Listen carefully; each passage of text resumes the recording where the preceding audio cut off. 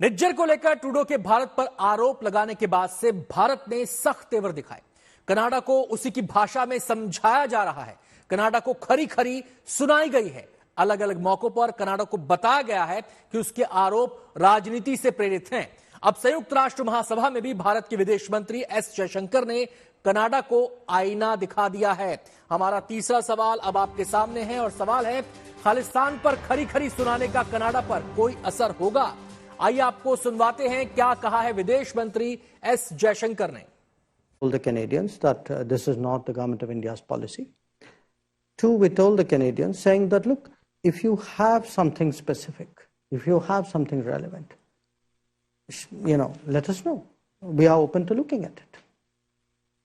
So, but to understand the context of it, in a way, because the picture is not complete without the context in a way, you also have to appreciate, Ken, that in the last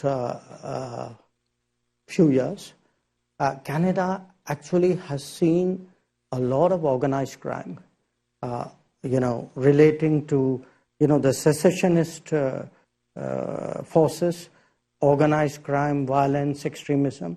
They're all very, very deeply mixed up. So, in fact, we have been, talking about specifics and information. Nijjar की हत्या को लेकर Trudeau ने भारत पर अनाप शनाप आरोप तो लगा दिए, लेकिन अब तक कोई सबूत ना तो वो भारत को दे पाए हैं और ना ही अपने देश के सामने रख पाए हैं। ऐसे में ट्रूडो की तो किरकिरी हो ही रही है, कनाडा की साख पर भी बट्टा लगा है। हमारा चौथा सवाल अब आपके सामने है और सवाल है, क्या खालिस्तान प्रेम ट्रूडो को महंगा पड़ने जा रहा है? आइए देखते हैं इस पर क्या कहना है रक्षा विशेषज्ञ मेजर जनरल राजन कोचर का। जो ट्रूडो ने एक्शन लिया है और इंडिया को ब्लेम किया है हरदीप सिंह निज्जर की किलिंग के लिए, ये इसके लिए एक सेल्फ गोल बन रहा है।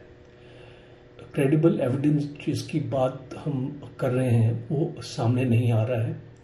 दो यूएस इंटेलिजेंस एजेंसीज ने स्टेटमेंट दिया है कि ये जानकारी कनाडा को यूनाइटेड स्टेट्स से दी गई थी, पर अभी तक कैनेडियन गवर्नमेंट ने इंडियन गवर्नमेंट को डिटेल्स नहीं दी हैं इसके बारे में, और इसीलिए अभी जो शक और बढ़ता जा रहा है कि ये ट्रूडो ने अपनी डोमेस्टिक कंपल्शन की वजह से ये स्टेटमेंट दिया है। कनाडा में पल रहे खालिस्तानी खुल्लम खुल्ला भारत के खिलाफ जहर उगलते हैं, भारत विरोधी प्रदर्शन करते हैं, वहां बसे भारतीयों को धमकाते हैं, कनाडा छोड़ने की धमकी देते हैं और कनाडा सरकार सब कुछ आंखें मूंद कर देखती रहती है। नजर हमारे आज के 5वें सवाल पर और हमारा सवाल है, क्या कनाडा में खालिस्तानियों पर कार्रवाई के लिए भारतीय एकजुट हो रहे हैं? खालिस्तानियों के खिलाफ विरोध अब तक जुबानी था, लेकिन अब कानूनी तौर पर कनाडा सरकार से अनुरोध किया गया है कि गुरु पतवंत पन्नू और खालिस्तानियों पर लगाम लगाई जाए। आइए देखते हैं इस पर क्या कहना है कनाडा हिंदू फोरम का। I don't think there's on a broader scale there is a rift between the common Hindu and Sikh within Canada. However, there is a minority within minority which has been on the attack on Hindus, and that is where the problem is, and that is why we have written a letter to the minister, and we are requesting the government to stop this hate which is going on against the Hindu community in Canada. Khalistani देश विदेश से funding के लिए कई तरीके अपनाते हैं। वो विदेशों में बसे खालिस्तान समर्थकों से पैसा लेते हैं, लेकिन इसके अलावा भी और कई हथकंडों से वे पैसा कमाते हैं और इसी पैसे के बूते भारत विरोधी गतिविधियों को अंजाम देते हैं। हमारा 7वां और आखिरी सवाल आपके सामने है। सवाल है, कनाडा में बैठे खालिस्तानी पंजाब से कैसे वसूली का धंधा चला रहे हैं? इस बारे में विस्तार से बता रहे हैं हमारे संवाददाता जितेंद्र बहादुर सिंह।